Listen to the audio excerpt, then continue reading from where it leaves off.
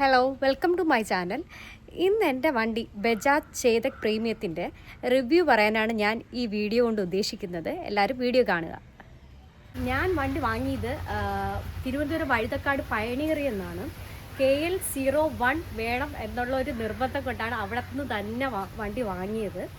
അപ്പോൾ അന്ന് ഞാൻ വണ്ടി വാങ്ങിക്കാൻ പോയപ്പോൾ എനിക്ക് തോന്നുന്നു ഒരു 2-3 കളറുണ്ടായിരുന്നു. അതിൽ ബ്ലാക്ക് ഉണ്ടായിരുന്നു, ഒരു ചായയുടെ കളർ കൂടെ ഉണ്ടായിരുന്നു. അപ്പോൾ അങ്ങ് ബ്ലാക്ക് അങ്ങ് ഫൈനലൈസ് ചെയ്യുകയായിരുന്നു ഉണ്ടായത്. അപ്പോൾ ആദ്യത്തെ സർവീസ് എന്ന് പറയുന്നത് ഇവരുടെ കമ്പനി വക ഫ്രീ ആയിരിക്കും നമുക്ക് ഫസ്റ്റ് സർവീസ് എന്ന് പറയുന്നത്. പിന്നെ 3 മാസം കൂടുമ്പോൾ എനിക്ക് തോന്നുന്നു സർവീസ് വരാറുണ്ട്. കൂടിപ്പോയി ഒരു 700-800 ഇതിൻ്റെ ചാർജ് എന്ന് പറയുന്നത്.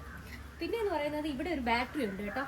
ഈ ബാറ്ററി 1 വർഷത്തിനുള്ളിൽ നമുക്ക് ചീത്തയായാൽ അതും ഫ്രീ ആണ്. 1500 രൂപയാണ് ആ ബാറ്ററിയുടെ വില എന്ന് പറയുന്നത്. അത് നമുക്ക് ഫ്രീ ആയിട്ട് അവർ ചെയ്തു തരും 1 വർഷത്തിനുള്ളിലാണെങ്കിൽ. പിന്നീട് പോയാൽ നമ്മൾ തന്നെ പൈസ കൊടുത്ത് കയ്യിൽ വെച്ച് തന്നെ ഈ ബാറ്ററി അങ്ങ് ഡൗൺ ആവുകയാണുണ്ടായത്.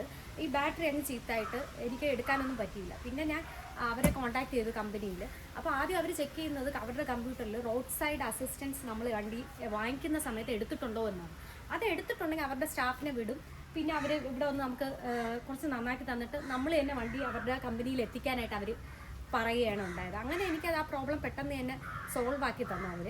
അങ്ങനെ എപ്പോൾ വിളിച്ചാലും അവരുടെ സ്റ്റാഫ് റെഡിയാണ്. കാരണം ഈ റോഡ് സൈഡ് അസിസ്റ്റൻസ് എന്ന് പറയുന്ന ഒരു സംഭവം ഞാൻ വാങ്ങിക്കുന്ന സമയത്ത് ഇത് എടുത്തിട്ടുണ്ടായിരുന്നു.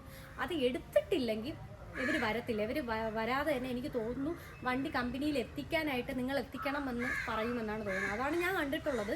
ഒരുപാട് പേര് പെട്ടിയാട്ടയിലൊക്കെ ഈ വണ്ടി കയറ്റിയിട്ട് കൊണ്ടുപോകുന്ന സംഭവം നമ്മൾ കണ്ടിട്ടുള്ളതാണ്. അപ്പോൾ അത് എടുത്തിട്ടുണ്ടെങ്കിൽ പ്രശ്നമില്ല. അപ്പം എപ്പോഴും വാങ്ങിക്കുമ്പോൾ ശ്രദ്ധിക്കേണ്ട മസ്റ്റായിട്ടുള്ള ഒരു കാര്യമാണ് റോഡ് സൈഡ് അസിസ്റ്റൻസ് എന്ന് പറഞ്ഞിട്ട് ഒരു സംഭവം. അത് നിങ്ങൾക്ക് വേണമെന്നൊക്കെ ചോദിക്കും. ചില സമയത്ത് നമ്മൾ വണ്ടി എങ്ങനെയെങ്കിലും ഇറക്കിയാൽ മതി എന്നുള്ള ഉദ്ദേശത്തിൽ ആ എമൗണ്ടൊക്കെ വേണ്ടെന്നങ്ങ് പറയും. പക്ഷേ അത് പിന്നീട് അത് പ്രശ്നമായിട്ട് വരാൻ നമുക്ക് വലിയ ബുദ്ധിമുട്ടാവും. പക്ഷേ ഇതിൻ്റെ വർക്കിങ്ങിലോട്ട് നോക്കാം. ആദ്യം തന്നെ സ്റ്റാൻഡ് എടുക്കുക. സ്റ്റാൻഡ് എടുത്തതിന് ശേഷം ദാ ഇവിടെ ഓണാക്കുന്നു.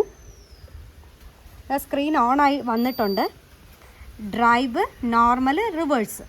ഇത് ഓരോന്നും ഇടുന്നതിനായിട്ട് ആദ്യം ബ്രേക്ക് പിടിക്കുക. ബ്രേക്ക് പിടിച്ചോണ്ട് തന്നെ ഡ്രൈവ് മോഡ് 1 പ്രസ് കൊടുക്കുക.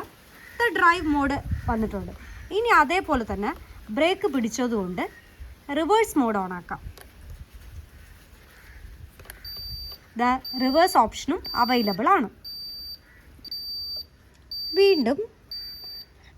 വീണ്ടും ഡ്രൈവ് മോഡ് ഓണാക്കാം. ഈ ഭാഗത്തുള്ള ഈ ബാറ്ററി ചീത്തയാകുമ്പോൾ ഈ സ്ക്രീനിൽ ഒരു ട്രയാങ്കിളിൻ്റെ ഓപ്ഷൻ അപ്പിയർ ചെയ്യും. അപ്പോൾ നമ്മൾ സർവീസ് സെൻറ്ററിൽ കൊണ്ട് കാണിക്കണം. അങ്ങനെ ഈ പ്രോബ്ലം നമുക്ക് സോൾവ് ചെയ്യാവുന്നതേ ഉള്ളൂ. ഈ ഒരു ബട്ടൺ പ്രസ് ചെയ്യുമ്പോഴത്തേക്ക് സിംഗിൾ പ്രസ് ചെയ്യുമ്പോൾ ഈ ഫ്രണ്ടിലത്തെ ഡ്രോ ഓപ്പൺ ആയിട്ട് വരും.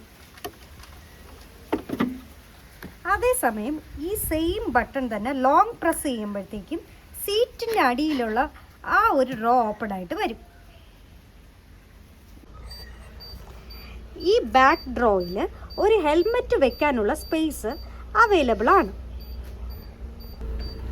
ഇത് ഇവിടെയാണ് ചാർജ് കണക്ട് ചെയ്യുന്നത് കേട്ടോ.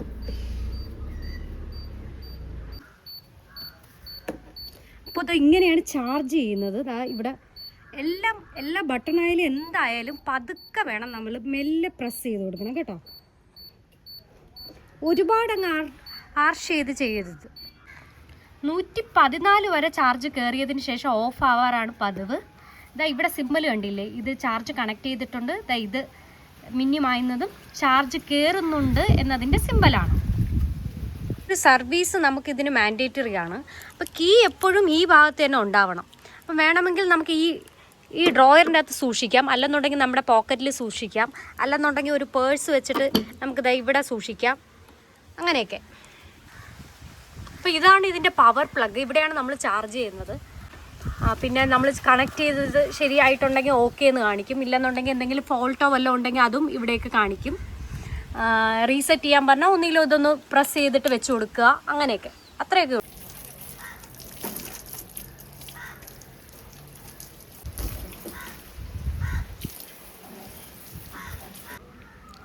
പിന്നെ ഇതിൻ്റെ കീഴിലൊരു ബട്ടണുണ്ട്.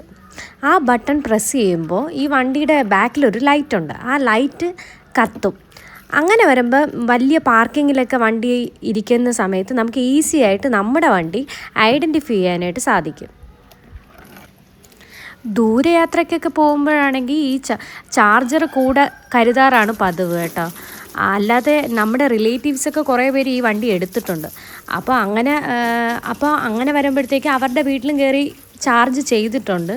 അപ്പോൾ അതുകൊണ്ട് അങ്ങനെ ഒരു ബുദ്ധിമുട്ട് ഒന്നും വന്നിട്ടില്ല ഇതുവരെ. ഞാൻ ഈ വണ്ടി ഇറക്കിയത് 1.5 lakhs-നാണ്. ദൈവം സഹായിച്ച് ഇതുവരെയും വലിയ പ്രശ്നങ്ങളൊന്നും വന്നിട്ടില്ല. ഈ വീഡിയോ ഇഷ്ടപ്പെട്ട ചാനൽ സബ്സ്ക്രൈബ് ചെയ്യുക. Thanks for watching.